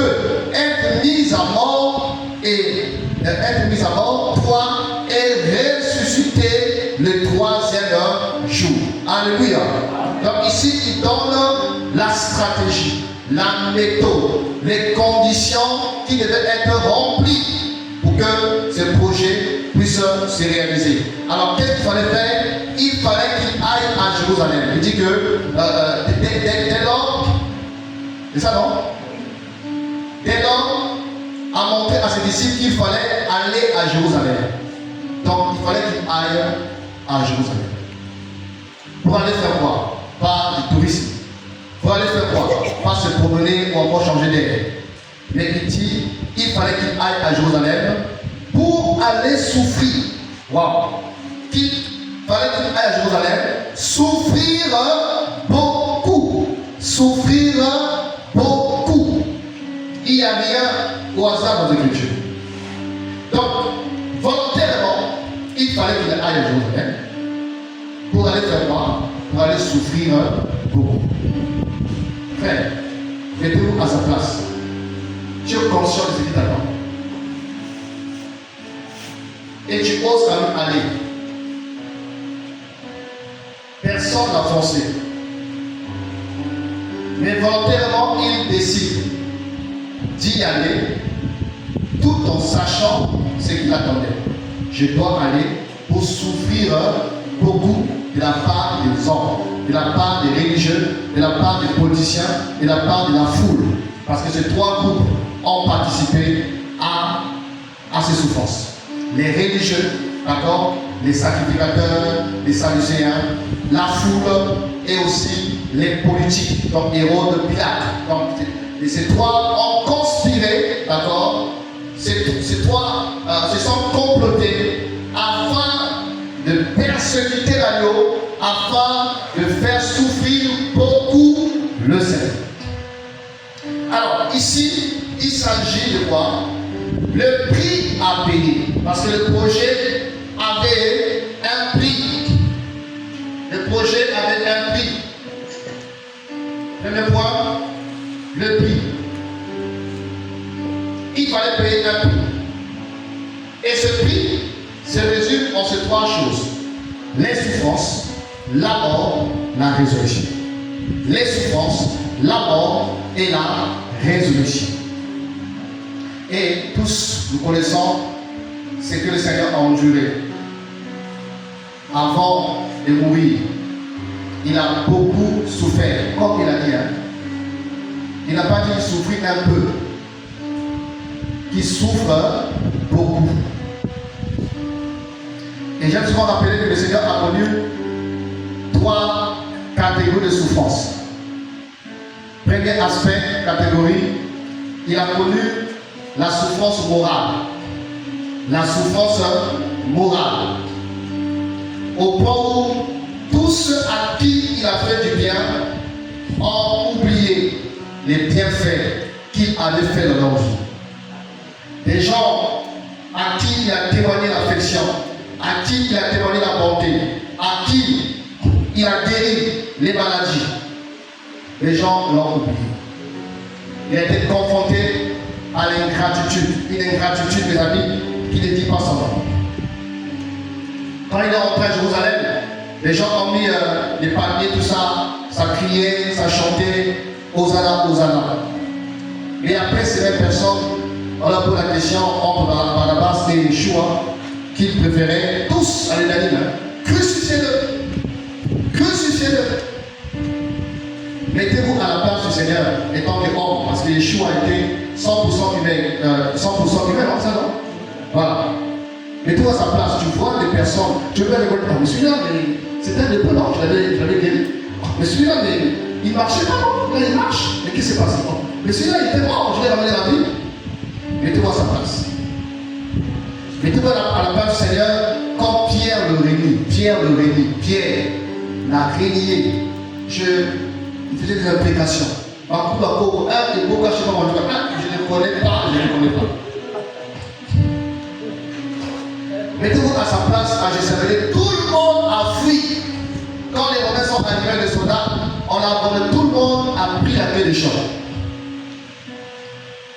Il pouvait être frustré, blessé, blessure intérieure. Il a connu la souffrance physique. Physiquement, il a aussi beaucoup souffert. La Bible déclare qu'on arrachait la barbe avec les barres, on arrachait. Hein, les hommes, ils savent le faire. Hein? Ils savent le tirer. Alléluia. Vous savez que les Juifs gardaient la barbe. Hein? Donc imaginez qu'on enlève, on tire la barbe comme ça. On crachait sur lui. On les frappait avec les bâtons. Vous voyez ça. Et ils ont déchiré son corps. Parce que les fouets, à l'époque, avaient comme des lanières, hein, comme des crochets. Donc quand on lance, ça rentre la peau et on tire. Dans n'importe quelle partie du corps où ça va tomber, on tire. Ça tombe dans le paf, on tire. Le docteur, on tire pas. Donc même ce que les films nous montrent, les amis, n'a rien, c'est loin de la vérité. C'était une boucherie humaine. Au point, Ésaïe dit, Ésaïe 53, on se dit que son aspect n'avait plus rien d'un humain. Ésaïe 53, 11 a tout dit ça. Son aspect n'avait plus rien d'un humain. Une chapeauterie terrible. Au point, si Jésus était ton ami, ces jours-là, tu aurais du mal à les reconnaître. Et ça, c'est mon ami Richard, ça, c'est mon ami Herman. On a percé les pieds. La couronne d'épines sous sa tête. Il faut qu'il aille à Jérusalem pour beaucoup souffrir. On l'a mis sur le poteau. On a percé son côté. On a enfoncé la couronne d'épines sous sa tête. Et le sang giglait de partout. Il s'est vidé de son sang. Presque nu, on n'est pas dit nu, entre le ciel et la terre. Jésus-Christ. La souffrance spirituelle. Le fait que, comme le véritable agneau, dans le sacerdoce lévitique, quand une personne avait péché, il devait amener un animal. On lui pose la question, qu'as-tu fait? Il dit, j'ai tué, j'ai commis l'adultère. Le pécheur posait sa main sur l'animal et confessait son péché. Et une fois qu'il a confessé son péché, l'animal était pris devant lui. On l'égorgeait. On le mettait sur le feu de l'autel. Et l'animal était calciné pour lui. Et on pouvait dire au pécheur, rentre chez toi. Tu es pardonné. Rentre chez toi, ton péché a été pardonné. Et cette cérémonie, ce rituel, était une préfiguration de la croix. Où c'est pas seulement un seul homme qui a posé sa main, mais le péché de l'humanité entière, le péché du monde entier. Jésus-Christ a pris ça sur lui. Paul a dit qu'il est devenu péché. Il est devenu péché. Donc il a pris sur lui les péchés de ceux d'avant, de ceux pendant qu'il était là, et de ceux qui jusqu'à ces jours sont nés. Il a déjà payé le péché de tout le monde. Alléluia. Ces témoignages de ce frère, souvent que je vous partage, cet ami qui avait commis la fornication et puis il était malade, il sentait comment toutes les parties de son corps souffraient. Les intestins, les orteils, les oreilles, il avait mal partout, il avait mal partout. Et tellement qu'il souffrait, il dit Seigneur, je n'en peux plus, pour moi, Seigneur, pour moi. Et pendant qu'il pleurait, il s'agonisait dans sa chambre, le Seigneur lui est apparu comme une lumière. Voilà la question bienvenue, qu'est-ce qui se passe? Pourquoi tu pleures? Il dit Seigneur, je mal. Mais qu'as-tu fait? Il dit Seigneur, je suis tombé dans l'impudicité. Et le Seigneur dit bon, tu demandes d'abord ce que tu ressens là. C'est ça les douleurs du péché qu'on appelle la fornication. J'ai voulu que tu puisses sentir ça. Ça, c'est la douleur seulement du péché qu'on appelle la fornication.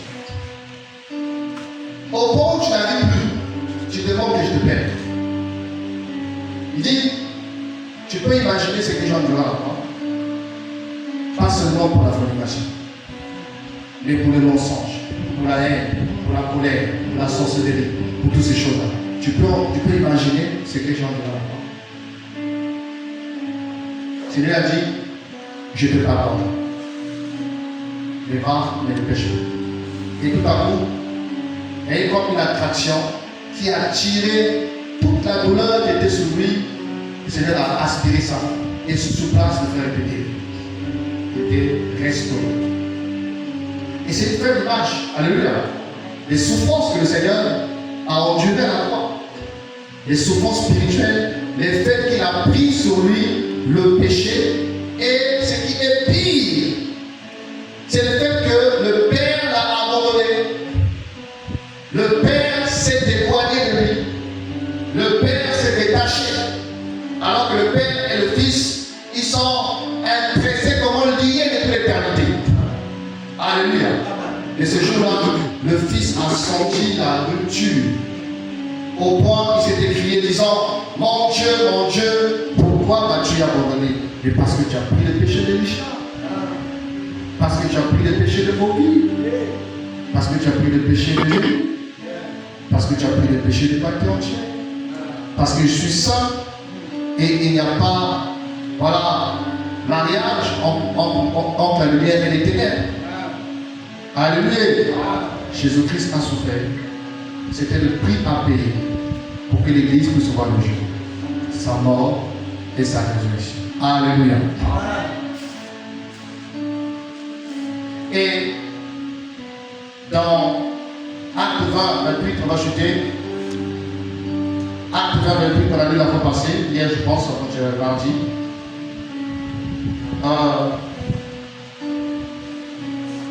Pierre va dire ceci, Paul.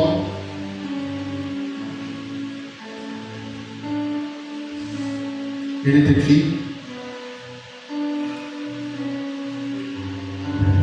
prenez donc garde à vous-même et à tous les troupeaux au sein duquel le Saint-Esprit vous a établi évêque pour faire paître l'Église de Dieu qu'il s'est acquise par son propre sang. Amen.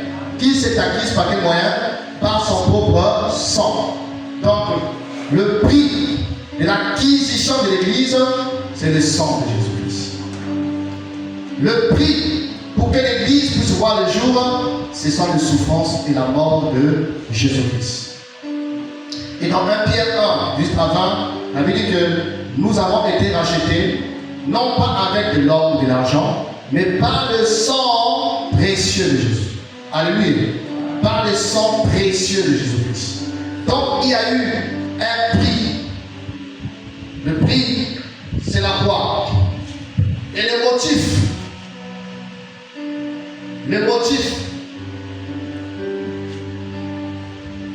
de ce projet, de ce prix, c'est qui a motivé le Seigneur à se donner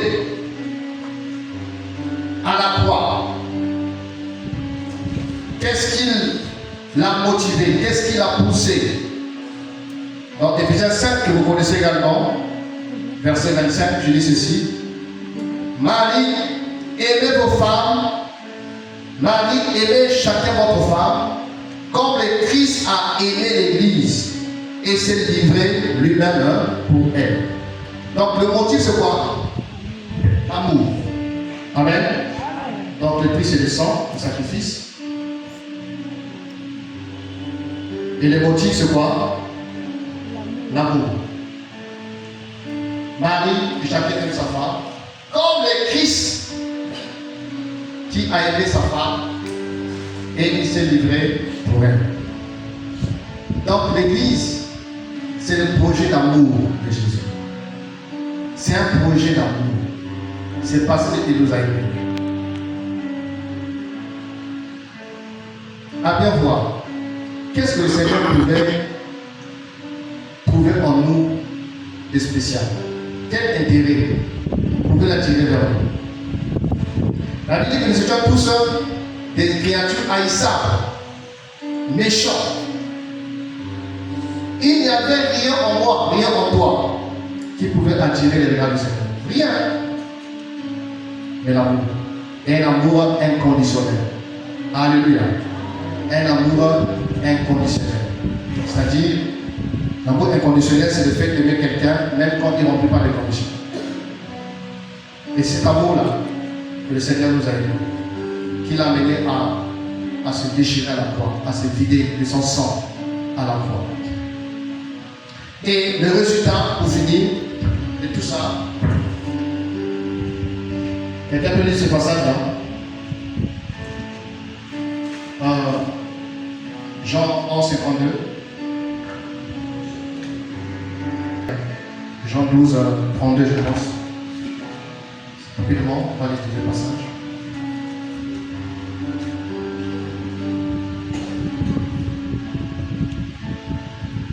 Jean 11, 52. Quelqu'un à la page?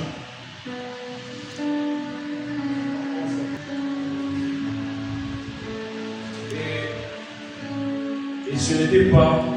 Comment ça va être 51? On peut y voir compréhension. Or, il ne dit pas cela de lui-même.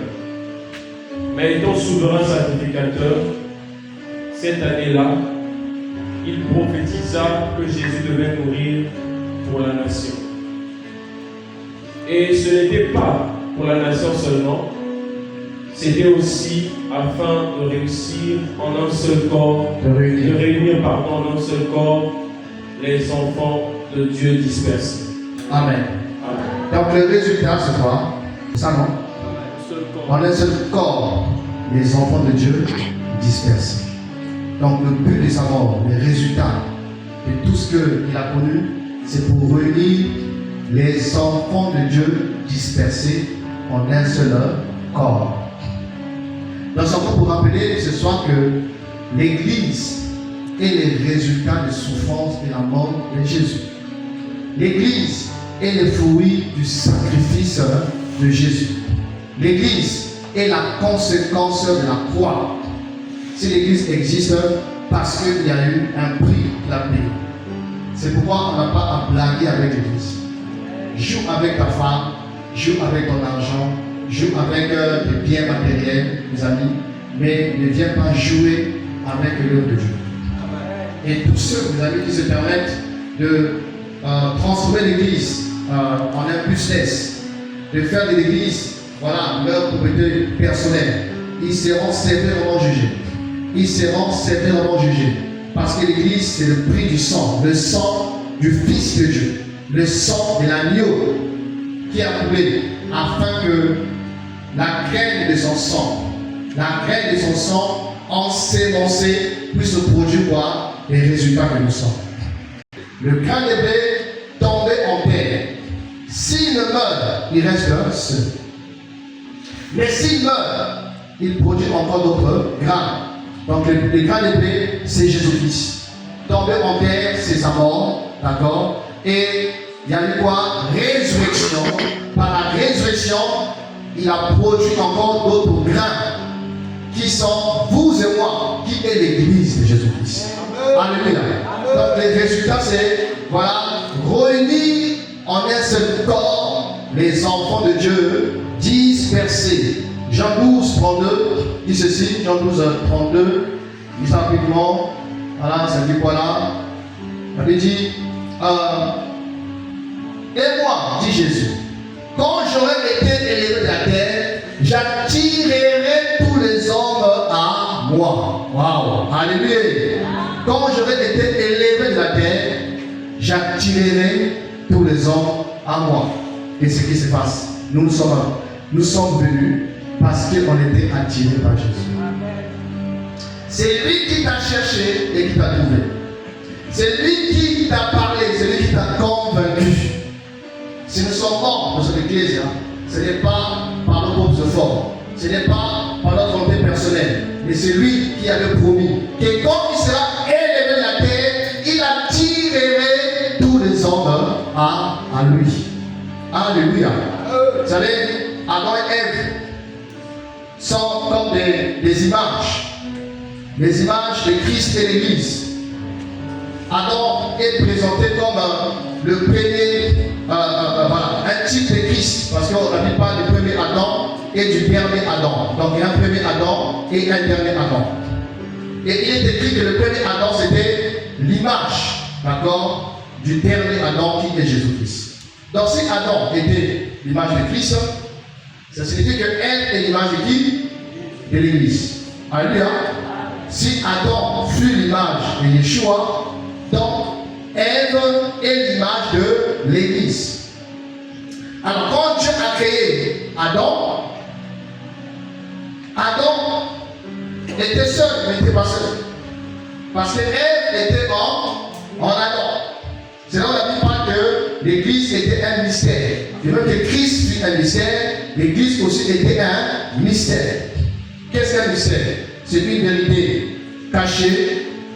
Tel que ce stylo-là, quand je l'emballe comme ça, il devient un mystère. Vous ne le voyez pas. Si on ne te dit pas, tu ne sauras pas que c'est un stylo. Amen. Donc il devient un mystère.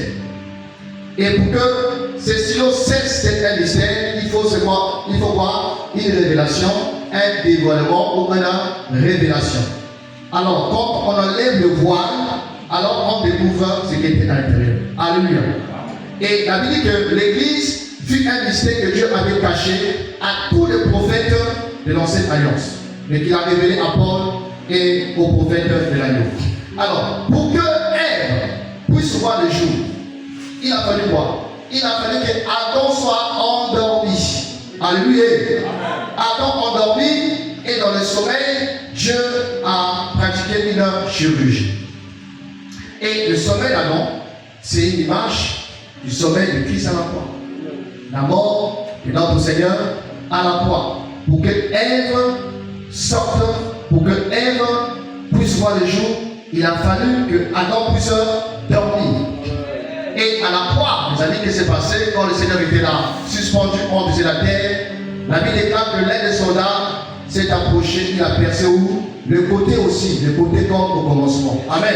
Amen. Il a percé le côté. Et qu'est-ce qui est sorti? L'eau et le sang. Spirituellement parlant, de façon prophétique, c'était Ève qui était sortie. Alléluia. Ève qui était sortie. Comme nous enseigne la nature. La femme, quand elle travaille, les éléments précurseurs, il a acheté l'enfant, c'est quoi? L'eau et la sang. Une belle image de la naissance qui va se concrétiser dans Acte 2 à la Pentecôte quand on verra samedi. Alléluia. Et voilà pour ce soir. on va s'arrêter par là. Que le Seigneur bénisse sa parole. Alléluia, ça va acclamer le Seigneur. Gloire à Dieu. On va se lever à prier pour tous ceux qui ont écouté. Et comme nous l'avons fait la fois passée, s'il y a des questions, écrivez les questions. Et samedi, Dieu voulant, avant qu'on commence, on va essayer de répondre à quelques questions. Si Dieu le veut.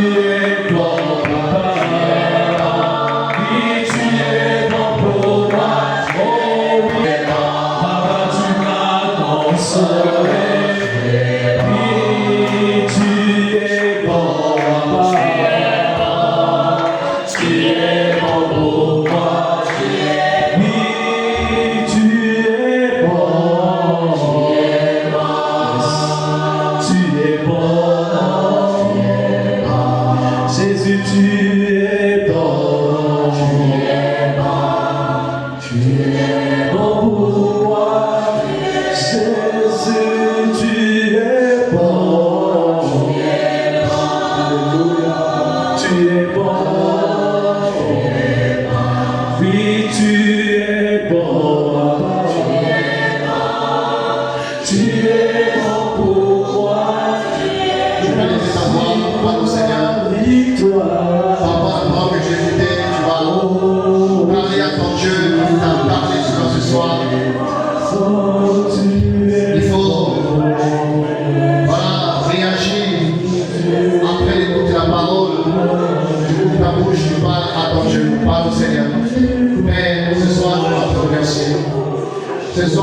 Que tu établis, mon roi, dans ce monde.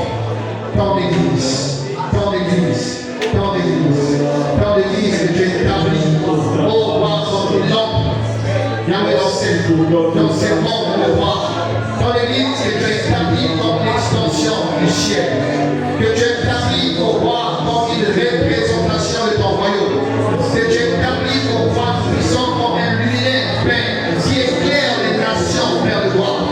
Que tu établis comme une ambassade pour notre Père. Que tu établis comme une colonne pour notre Père, Yahweh notre roi. Que tu établis pour notre Père, Yahweh comme un sacerdoce. Dans l'église que tu établis pour notre Père, notre Seigneur, comme ta maison. Que tu établis comme les dons de Yeshua, notre Père. Que tu établis pour notre Père de gloire. Oh Yahweh, comme Yahweh, un sacerdoce pour notre Père. Dans lequel il y a les sacrificateurs pour la gloire. Seigneur, ce soir je prie et ranimer encore, oh Yahweh, cette œuvre. Frère, ce soir je prie et ranimer la foi de ma soeur. Père, je prie ce soir de ranimer pour voir les voir. Yahweh, des serviteurs et des servants ici présents, Père. Père, je prie pour un souffle de l'esprit, un souffle de l'esprit, un souffle qui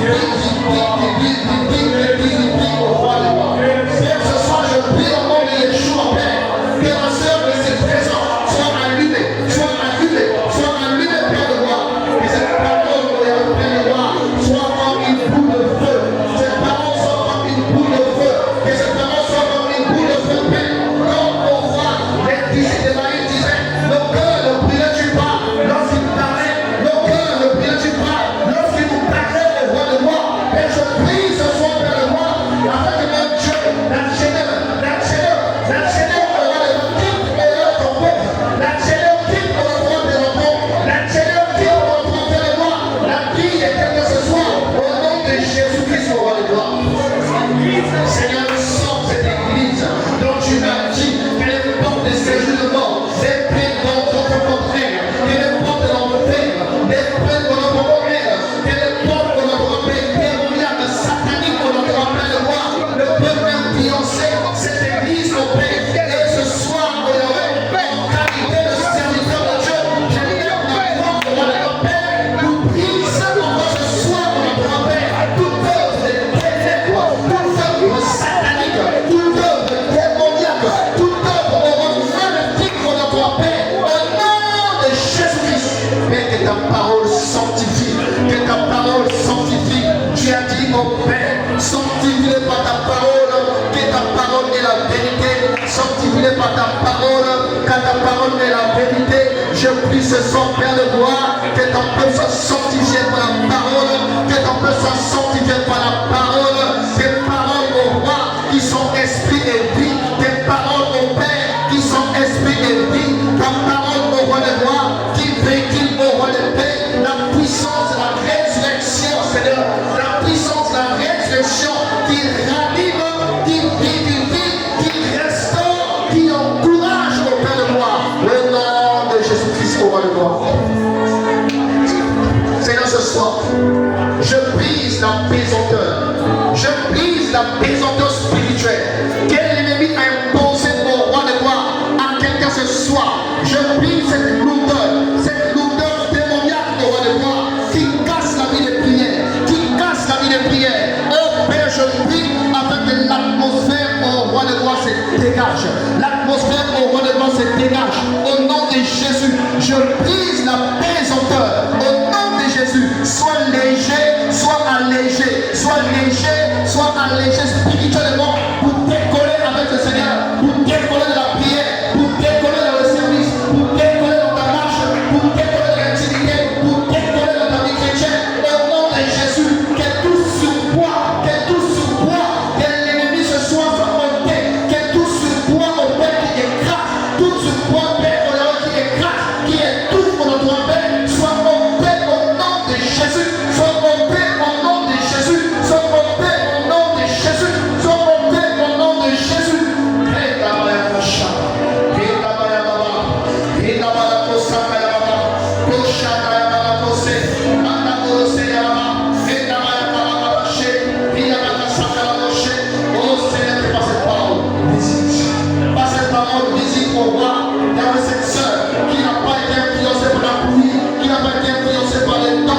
fait de la température, qui a quitté sa maison au roi pour venir enseigner le Père. Touche-le, touche-la, touche-le, touche-la, visite-le, visite-la, touche-le, roi, dans le bois. Au nom de Jésus, sois animé, au nom de Jésus, que tes pieds soient remplis, soient remplis, soient remplis, soient remplis, soient remplis, soient remplis, soient remplis, soient remplis, soient remplis, soient remplis, soient remplis, soient remplis par l'huile de l'Esprit glorieux, de l'Esprit du Seigneur, te remplis ce soir, au nom de Jésus, au nom de Jésus, au nom de Jésus, que ta langue soit déliée, que ta langue soit déliée, et que tes pieds soient encore enflammés, oh, qui sont nous, les pieds de ceux qui annoncent l'évangile, qui sont nous, les pieds de ceux qui annoncent l'évangile, qu'on entend appel de gloire. Alléluia, alléluia, alléluia, alléluia, alléluia, alléluia, alléluia, alléluia. Oh Seigneur Père, c'est toi qui as changé Simon en Pierre. C'est toi qui as changé son caractère.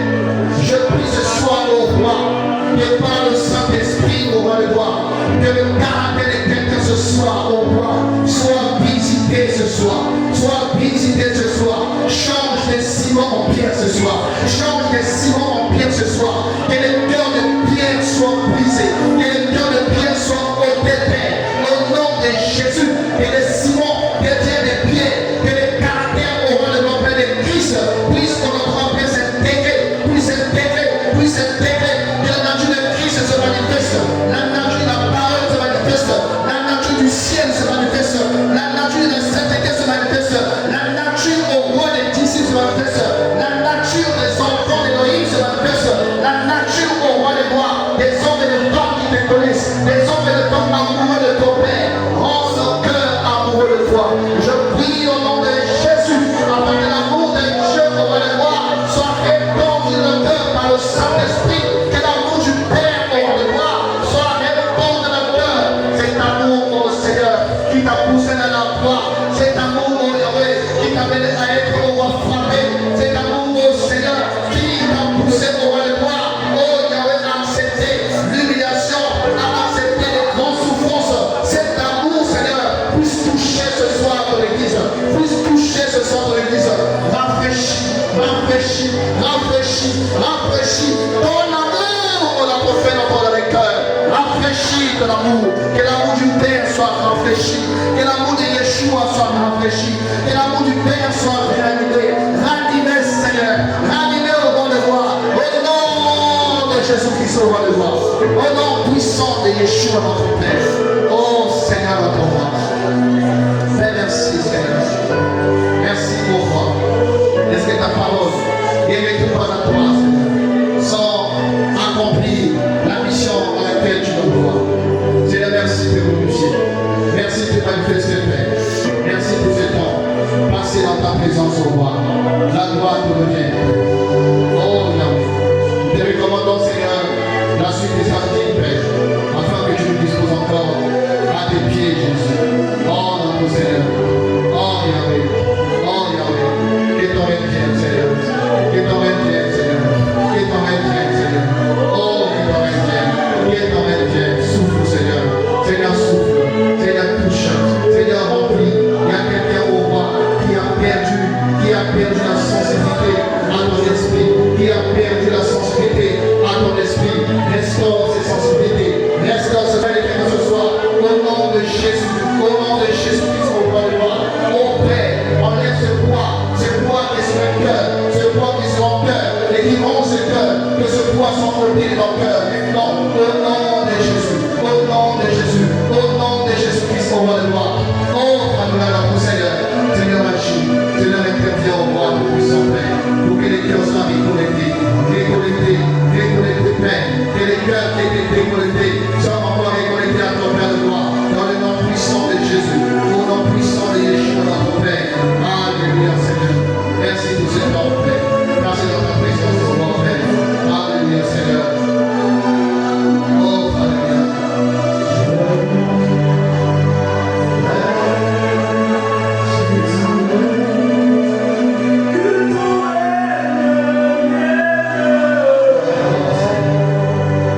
Seigneur,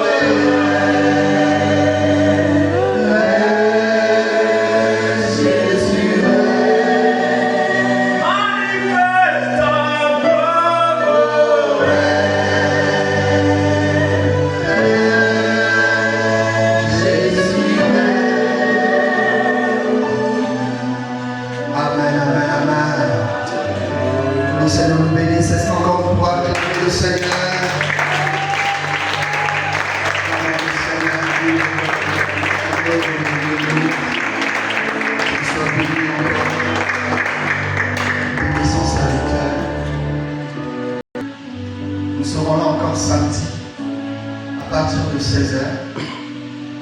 Et nous prions à tous les bien-aimés frères et sœurs de ne pas être égoïstes de ces moments.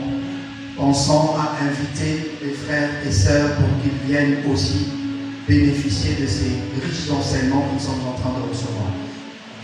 Nous allons clôturer ce programme le dimanche à partir de 9h.